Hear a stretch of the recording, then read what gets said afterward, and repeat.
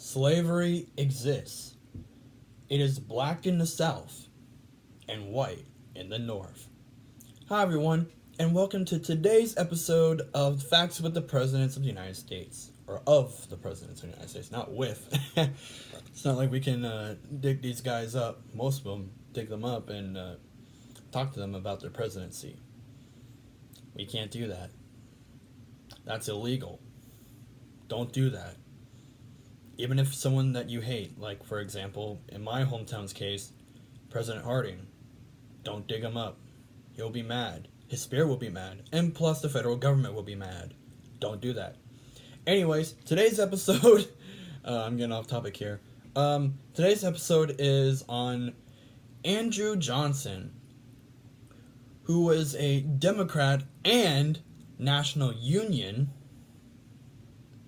Yeah, he kind of had two political parties. Yeah, we also kind of forgot to mention about John Tailor, that he was a Whig, but was also expelled from the Whig Party. As you probably might remember from the episode opener, my little skit or whatever you want to call it. My opener before I actually say welcome to, the episode. Anyways, he was a Democrat and National Union, but most people say that he's a National Union. And he was president from 1865 to 1869. Pretty much after Lincoln was assassinated, he took office. And he was the first president to take the oath of office and, to become president from an assassination. So, we have 5 facts. Well, actually, technically 6, because I didn't add another one on here. Actually, let me do this real quick. So, while I'm typing up this other one, which would technically would literally make it 6 facts, let us begin. Number 1. He made his own clothes for much of his life. He even sewed some of his clothes while president. Yeah, there's not many guys out there that know how to sew. Ladies, if you find a guy that knows how to sew, keep him. He's a keeper. He can fix anything. Literally. Number 2. When he was buried, his body was wrapped in a United States flag, and a copy of the Constitution was placed under his hand. So that means that more likely in his casket he had our flag, not exactly this one, but the flag of the country at the time that he died, stick in there, and he also had this under his hand. Sometimes I like to think that he actually had it in his hand. So probably by now, let's see here, it's been about 150 years. Probably completely decomposed by now, because it's parchment. Speaking of the Constitution, number 3. He pretty much had most of it memorized. That's right, he memorized most of the Constitution, which is pretty good. I mean, all that I can memorize is that there's 7 articles. There's a preamble, 7 articles, and 27 amendments with at least 30 plus signatures out of the 55 that were in Philadelphia at the convention.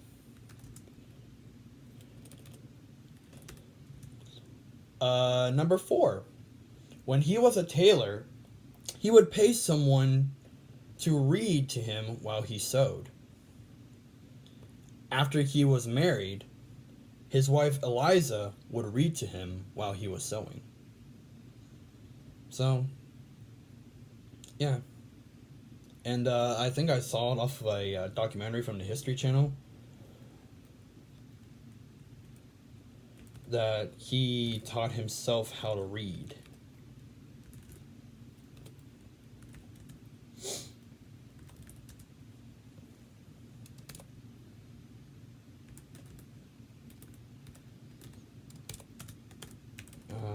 finish typing this right here.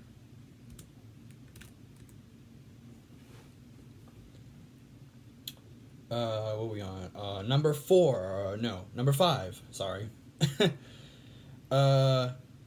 He once suggested that God had Lincoln assassinated so he would become president. Wow. That's, yeah. Technically, when Lincoln was running for re-election in 1864, because that was the year that he was getting re-elected, he picked the only senator from a seceding state that stayed with the Union, and that was Andrew Johnson. He was a senator of Tennessee, and he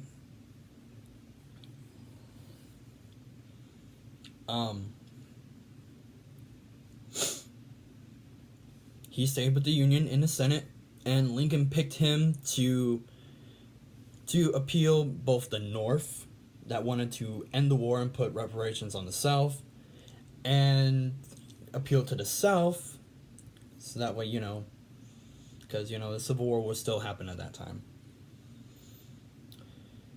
Alright, and number 6, this is the one that I just added, and this was from a documentary on him from the History Channel. He was probably, and I quote, the racist president we ever had. So, all the stuff that Trump said during his campaign and right now, no, nothing compared to what Johnson said. I mean, even the quote I said in the intro of this video, yeah, that proves how racist he was. So anyways, that's all I got for today's episode. Stay cool, stay tuned, and we'll talk about Ulysses S. Grant tomorrow. Stay cool, stay tuned. Washington, how come you never said anything about slavery in the Constitution? What was that? Oh, I see. It was a way to help organize the Union to make sure it doesn't fall apart in the early days. I understand now.